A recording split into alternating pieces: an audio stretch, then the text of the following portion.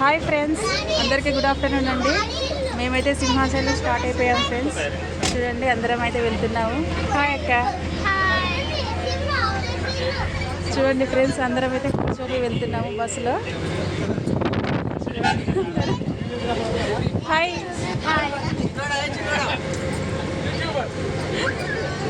Hi అక్క. వచ్చింది. ఎటు వెళ్తున్నారు అందరూ? ఏం లేదా, అందరూ సైలెంట్గా ఉంది.